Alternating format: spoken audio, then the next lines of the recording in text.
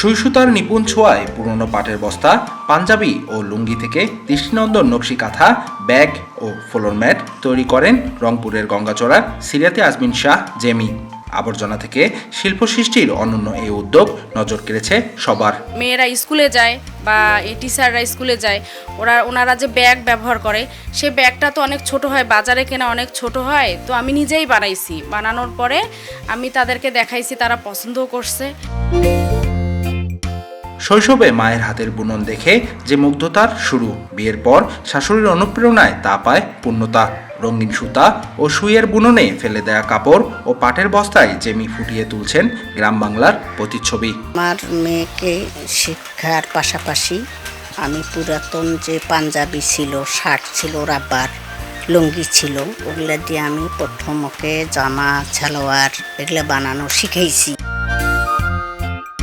কিন্তু কেন এই অব্যবহৃত কাপড় কিংবা ফেলে দেয়া চটের ব্যাগকেই নিজের ক্যানভাস হিসেবে বেছে নিলেন জেমি? জিনিস মানুষ অনেক বাসায় পরিত্যক্ত জিনিস অনেক পড়ে থাকে, কিন্তু মানুষ সেটা বুঝে না বা কেউ ওটা মূল্যায়ন করে না।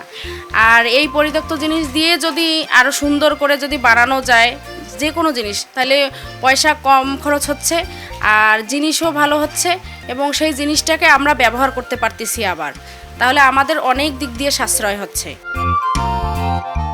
শৈশবে মায়ের কাছে হাতেখড়ি হলেও জেমির সৃজনশীলতার পালে নতুন হাওয়া লাগে চলতি বছরের জানুয়ারিতে।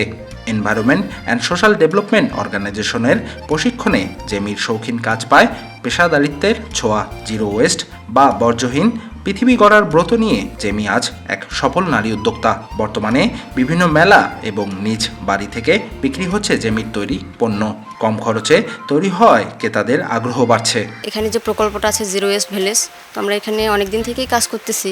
তো আগে দেখতাম যে এখানে প্লাস্টিকের ব্যবহারটা অনেক বেশি, তো আমরা চিন্তা করলাম যে প্লাস্টিকের ব্যবহারটা কীভাবে কমানো যায়।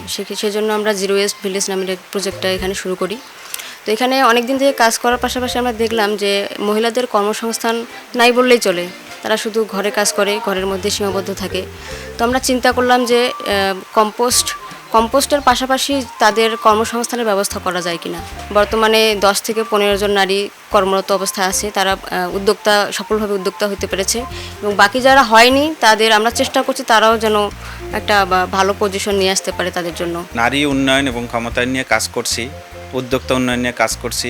সেক্ষেত্রে আমরা এসডো আমাদের সাথে যোগাযোগ করে, যখন দেখি যে এই দুইটা গ্রামে অনেক নারী আছে যারা বাসায় বসে যে সময়টা পার করে, এবং তারা চিন্তা করলো যে কিছুটা প্রশিক্ষিত করে তাদের হাতের যে দক্ষতাটা আছে সেটাকে কাজে লাগিয়ে কিছু ইকো ফ্রেন্ডলি প্রোডাক্টগুলো তৈরি করতে পারি।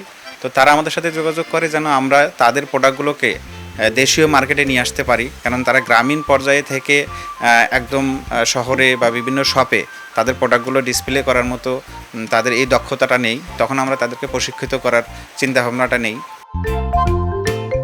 শুধু জেমি নয়, জেমির মতো আরও নারী উদ্যোক্তা তৈরি করার সংকল্প নিয়ে কাজ করছে environment and social development organisation এবং ইউথ ক্যারিয়ার অ্যান্ড ডেভেলপমেন্ট।